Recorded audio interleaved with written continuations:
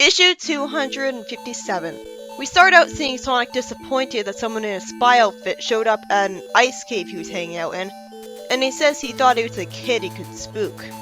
So either Sonic's starting to snap and playing mischief for fun, which I wouldn't blame him for at this point, or this is a fake Sonic, which is definitely implied by Sonic taking his gun and shooting it and then saying that his gun's jammed up. The guy says that the colds warped the slide, and Sonic asks why he's not running for backup. The guy says that he figured some scabby journalist would have an angle against him someday, revealing that he's on Sonic's side. He says that he's prospecting. A while ago, a Savannah Emperor, moved by his soldiers' valor, created this cold land to preserve them forever. History and world building. It's been so long that it's kinda hard for me to register it in Fleetway. Sonic snarks, wouldn't making people get along for once be more special, lampshading that he wasted his magical power. The guy complains that Sonic's assassinating his heritage. Man, Sonic doesn't know how to get along with anyone, which is a big problem for him when he needs everyone on his side that he can get right now, and he's insulting someone who's on his side. It's his lack of social skills in this comic finally coming back to bite him. Sonic says that he thinks the guy wants to find the magical super weapon that the legend spoke of. And minutes later, after Sonic talks weirdly for some strange reason, he ends up finding the guy being threatened by some Dracons. And then the super weapon, a giant black cube, floats out of the snow. What took the Dracons so long? Why didn't they use this a long time ago? One of the Dracons wants to begin the spell to generate a Mobius ring for transport immediately. Sonic attacks one of the Dracons, gets forced to stay still by some green energy, and then one of the Dracons gets hit by a snowball from the Mobian as Sonic gets freed. I guess the green energy was only there to hold him still temporarily? Sonic lampshades why the Dracons need Eggman in the first place, surrounds the cube with a tornado, and the Dracon easily leads through the Mobius ring without it. That was easy. I don't think we're ever gonna hear this cube be mentioned again.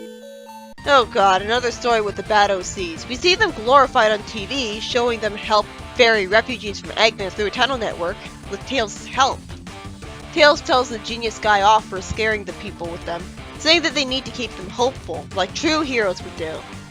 Then Tails discovers the people who are making that TV show about them. Tails lampshades the stupidity of them broadcasting the top secret operation with Eggman's forces right above them. Then it turns out this was Dexter's doing. The tunnel gets brought down and Tails makes a plan. He takes advantage of Holly's good night vision so she can lead the refugees through the tunnel, giving her Kindabor so he can give her a map, and she agrees, calling him Cutie. I do find that interaction with him charming. Tails asks someone named Mr. Diggum to keep the tunnel stable and clear the rubble as Theo will smash through, and Tails tells Dexter to tap into the Ultimax Eye's radio frequency to establish communications, letting them discover who's hurt and instruct them further. In the next story, Amy and Tails are on their way to go meet with the group of more ruthless freedom fighters. Because of Amy's armband, she's assumed to be a member and allowed in, and a villain electrocutes a guard to go after them thinking they'll cause trouble. It turns out that the leader is someone named Mr. Gold, a leader of a group called Spear, who is provided his base and funding by Kane. Amy calls Spear out on gassing and rounding up civilians and gunning down villains, and she points at their Eggman banner, which is explained with a lame excuse that is all to help Spear think like their enemy. It turns out the civilians they arrested are the ones opposed to their cause. Then, just as Gold expected, the bird villain shows up with his electrified glove, and he's surprised that Gold expected him.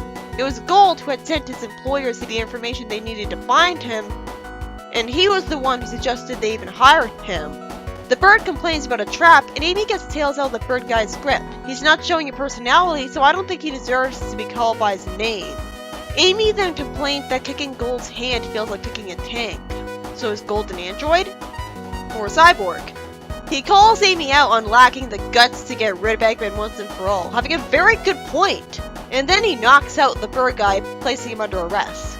He tells Tails to leave with Amy since he has nothing against them, and Tails is right when he assumes that the base won't be in the same place when they try to find it again.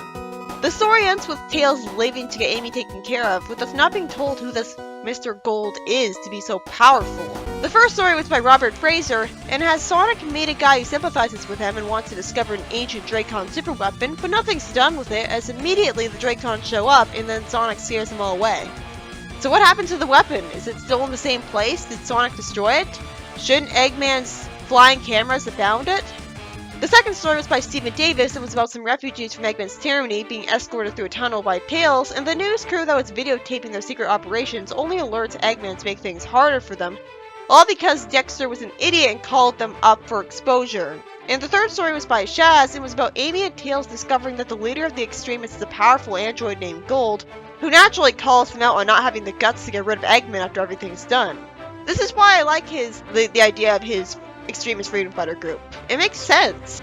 So wait, wouldn't Gunn want to do the exact same thing as them? Gunn's the military. What kind of a military wouldn't want to kill someone like Eggman? He's an international terrorist.